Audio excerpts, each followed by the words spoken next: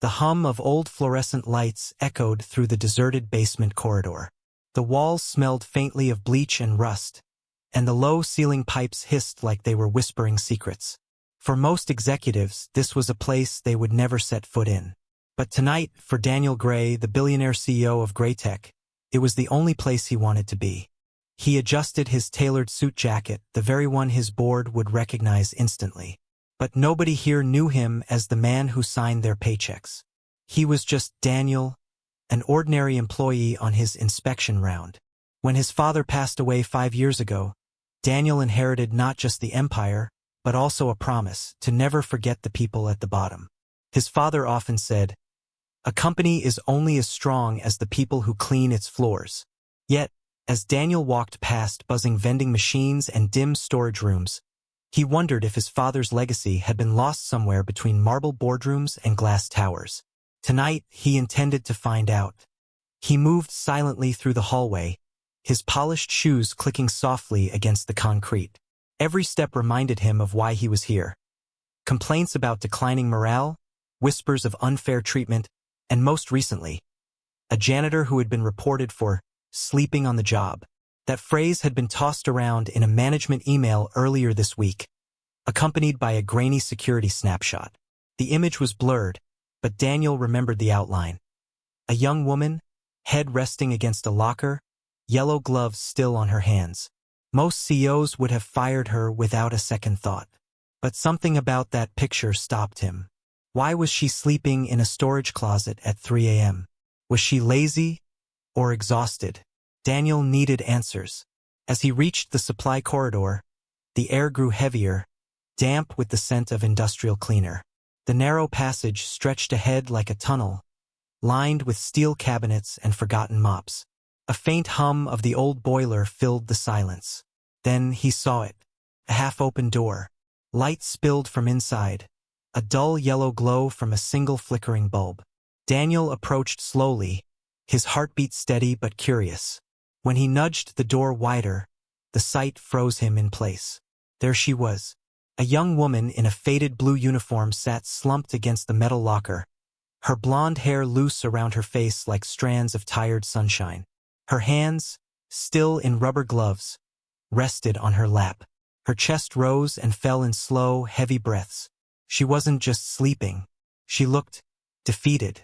Daniel stepped inside quietly, his eyes scanning the small room. Cleaning supplies stacked in uneven piles, a rusty sink in the corner, and a plastic bag with a half-eaten sandwich on the floor. This wasn't just a closet. It was a hiding place. He crouched slightly, studying her face. She couldn't have been more than 24, maybe 25. There was a softness to her features, but beneath it lay exhaustion carved deep like scars. For a moment he hesitated. Should he wake her, ask why she was here, or should he just walk away and let HR handle it? But then, his gaze caught something. A crumpled photograph sticking out from under her phone on the floor. Carefully, he slid it out. It was a picture of a little boy, no older than 5, grinning wide with missing teeth. Behind him stood the same woman, her uniform stained with work, but her smile radiant. Daniel's jaw tightened. She's a mother. Before he could process it, a soft murmur escaped her lips. He leaned closer, catching fragments of a dream. "Ethan, mommy's here. Just hold on, baby." Daniel felt something twist inside him. This wasn't a careless worker slacking off. This was a woman carrying a weight far heavier than any mop or bucket. And then, he noticed her phone screen light up with a notification. He didn't mean to pry, but the preview message flashed clear. "Final notice. Your rent payment is past due." Daniel exhaled slowly, his chest heavy. For the first time in years, the billionaire CEO felt like he didn't belong. Not because of the dirty walls or the rusty pipes, but because he realized how distant he had been from these lives. He had been so busy building towers of glass that he forgot about the foundations, the people like her who kept those towers standing. Just then, the woman stirred. Her eyelids fluttered, and she gasped softly when she saw him standing there. A tall man in a sharp suit, framed by the doorway like a shadow of authority. I'm sorry," she stammered, scrambling to her feet, almost tripping over the mop bucket. Please, I wasn't. I was just... Her voice cracked like brittle glass. Daniel raised a hand gently. It's okay, he said softly. You were tired. She froze, confusion flickering in her tired eyes. No one had ever said that to her at work before. Usually it was warnings, write-ups, threats. I'll get back to work, she murmured, clutching her gloves like a lifeline. But Daniel didn't move. Instead, he asked, What's your name? She hesitated. Claire. Claire, he repeated, the name tasting unfamiliar yet significant. How long have you been working here? Her lips pressed into a thin line, as if unsure if honesty was safe. Almost a year. And how many jobs do you have besides this one? Her eyes widened. How did you? Just a guess, he said, his voice calm. For a second, her guard fell. She sighed, shoulders slumping. 2. This is my 3rd. Daniel nodded slowly, his jaw tightening again. 3 jobs. A single mother. And still, she couldn't make rent. He wanted to tell her who he was right then. He wanted to promise her everything would change. But something held him back. Maybe it was pride, or maybe it was the fear that revealing the truth now would scare her away. So, instead, he said, You should take 5 more minutes. Then go home. Her brows knitted in disbelief. Go home. Yes, Daniel said simply. You've done enough tonight. And then, without another word, he turned and walked out, leaving Claire staring after him like she had just seen a ghost. But as Daniel stepped into the cool night air outside the building, his mind wasn't calm. It was storming with questions, anger, and something else he hadn't felt in years. Purpose. He pulled out his phone and dialed a number. Mr. Gray? A voice answered on the other end. Schedule an emergency board meeting, Daniel said, his tone sharp but steady. At this hour? Yes, he replied, eyes hardening as he looked back at the building that hid more stories like Claire's. We're about to change how this company treats its people. Starting now. The boardroom was silent, except for the soft hum of the city lights beyond the glass walls. Midnight meetings weren't unusual for Graytech's executives. But this one was different. The urgency in Daniel Gray's voice had dragged them out of their comfort zones, and now every pair of eyes in the room was fixed on him. He stood at the head of the table, hands resting on the polished oak surface, his jaw set with quiet determination. Gone was the usual charm he wore in public appearances. Tonight, there was steel in his eyes. Do any of you know? Daniel began slowly, his voice like a low rumble before a storm. What it feels like to sleep in a storage closet after working 3 jobs just to keep a roof over your child's head? Confused murmurs rippled through the room. The CFO frowned. Sir, with respect. Where is this coming from? Daniel straightened, his gaze sweeping over the faces of men and women who had long forgotten the lives of those below them. It's coming from the basement of this very building. I met someone tonight.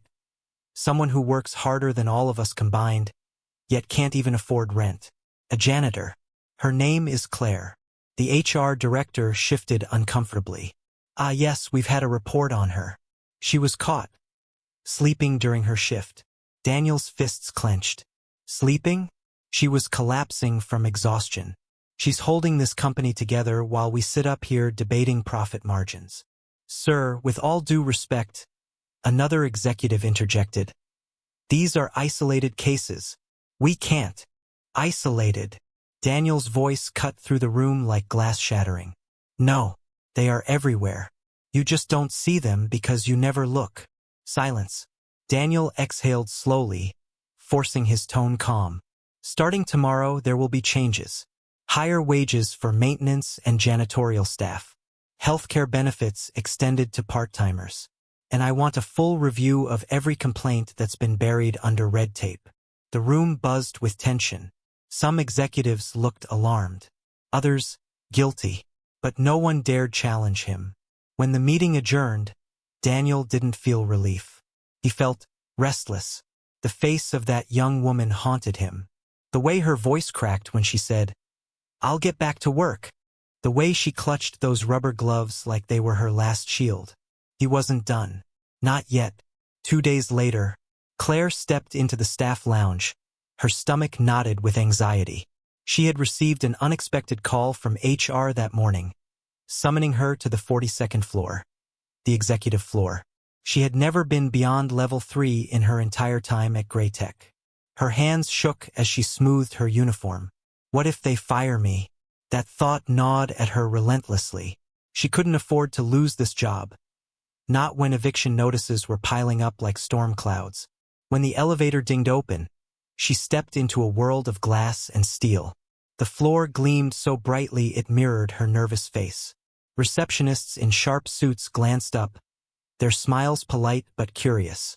"This way, Miss Claire," one of them said, leading her down a corridor that felt like it belonged to another universe. Finally, they stopped before a tall glass door. The receptionist pushed it open. "He's expecting you." Claire's heart thudded against her ribs as she stepped inside, and froze. The man standing by the window, hands in his pockets, framed against the skyline like a figure out of a dream, was the same man she saw in the basement that night. The one who told her to go home. The one whose presence had felt different. He turned, and for a moment, she couldn't breathe. His suit was immaculate, his posture commanding, but his eyes, those eyes held something she didn't expect. Kindness. "Claire," he said softly, as though her name meant something more than just a word. She blinked, bewildered. "You work here." A faint smile touched his lips.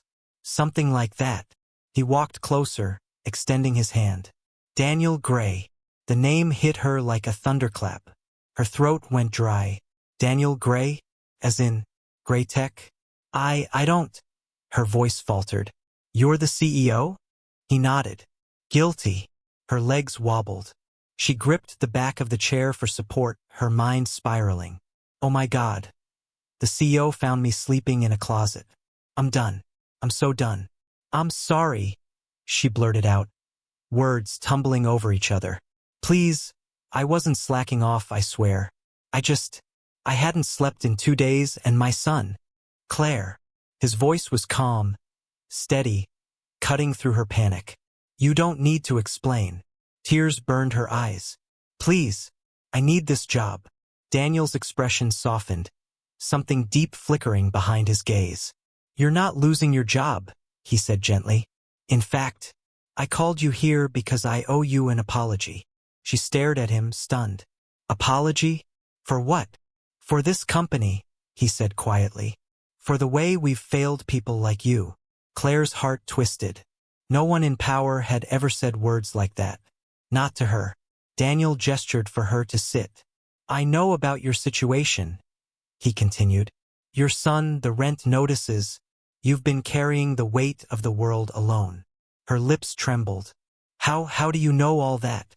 "I pay attention now," he said simply. "Because of you." A tear slipped down her cheek before she could stop it. She looked away, ashamed. "I don't want pity." "It's not pity," Daniel said, his voice firm but warm. "It's respect." For a moment, silence stretched between them, heavy with something unspoken. Then Daniel reached for an envelope on his desk and slid it toward her. "This is for you." Claire stared at it like it was a bomb. What is this?" "Enough to clear your rent and take care of Ethan for a while," he said softly. Her eyes widened. I can't accept this." "You can," he interrupted gently, "because this isn't charity. It's a promise. From now on, no one in this company will have to live like you did." Her breath caught. Why are you doing this?" Daniel hesitated. Then he said the words that would change everything. "Because I see myself in you," he admitted. "When my father died, I had nothing. I know what it's like to feel invisible. But you reminded me why I started all this, to build something that matters." Tears streamed down her face now, unchecked. She clutched the envelope, her hands shaking. "I don't know what to say." "Say yes," Daniel said, his smile soft. "Not just to this, but to an offer. I want you to join my personal team. Office hours, better pay, full benefits. No more graveyard shifts. No more hiding in closets." Claire's jaw dropped. You what? I need people who understand struggle, he said simply. People who work with heart. That's you, Claire. She covered her mouth, sobbing quietly. For the first time in years, the crushing weight on her chest lifted. For the first time, hope didn't feel like a cruel joke.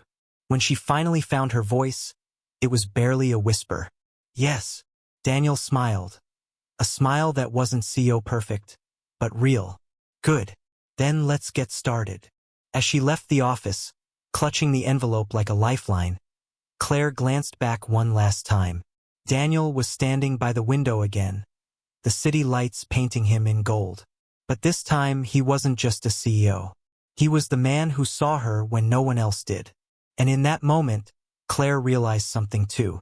Sometimes the people who change your life forever are the ones you least expect. The end.